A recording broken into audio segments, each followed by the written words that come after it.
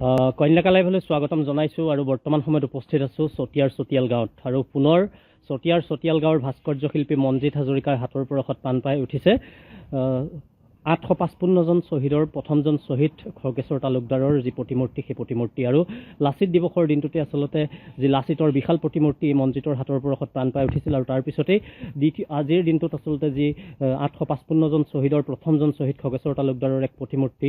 নিৰ্মাণ কৰি থকা হৈছে আৰু অসমৰ জাতীয় অস্তিত্ব ৰক্ষাৰ বাবে চলোৱা অসম আন্দোলনৰ যি 1969 পৰা 1985 চনলৈ যিটো কাৰ্যসূচী আন্দোলনৰ কাৰ্যসূচী আছিল সেই কাৰ্যসূচীত অংশগ্ৰহণ কৰি 1979 চনৰ 10 ডিচেম্বৰত ভৱানীপুৰত প্ৰাণ আহুতি দিয়া প্ৰথমজন শ্বহীদেই আছিলে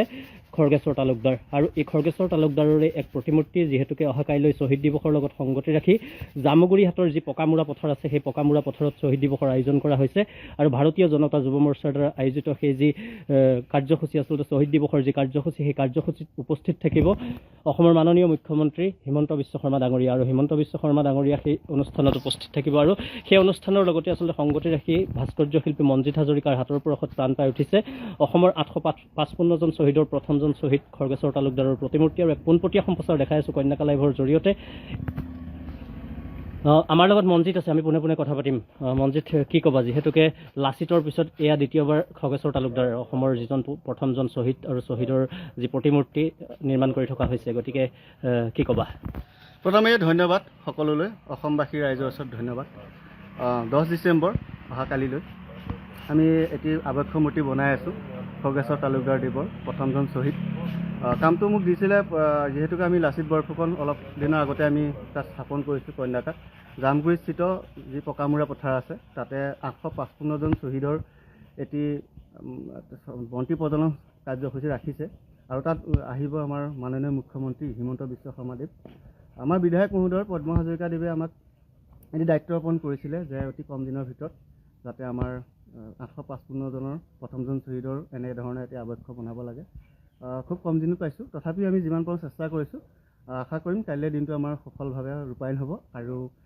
এনেধৰণে আমি কৰ্ম কৰি যাম থেংক ইউ ধন্যবাদ জনাইছোঁ আৰু এয়া আছিলে ভাস্কৰ্য শিল্পী মনজিৎ আৰু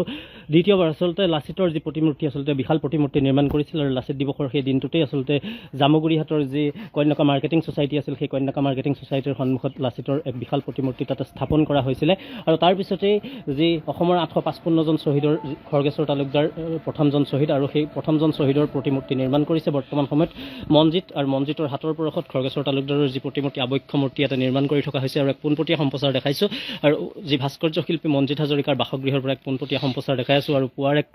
ভাল খবৰ বুলি ক'ব লাগিব আৰু যিহেতুকে চতিয়াৰ ভাস্কৰ্য শিল্পী মনজিৎ হাজৰিকাৰ হাতৰ পৰশত প্ৰাণ পাই উঠা এই যি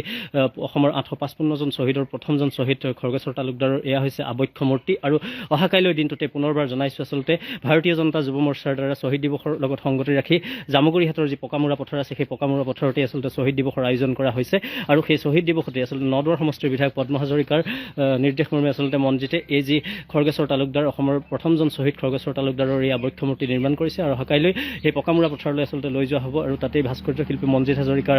হাতেৰে আচলতে এই আবক্ষ মূৰ্তি তাত আচলতে অৰ্পণ কৰা হ'ব আৰু দেখাই আছোঁ এক পোনপটীয়া সম্প্ৰচাৰ ভাস্কৰ্য শিল্পী মনজিৎ হাজৰিকাৰ চোতালৰ বাসগৃহৰ পৰা আৰু এয়া হৈছে ভাস্কৰ্য শিল্পী মনজিৎ হাজৰিকাৰ হাতৰ পৰশত প্ৰাণ পাই উঠা যি খৰ্গেশ্বৰ তালুকদাৰৰ যি আবক্ষ মূৰ্তি আৰু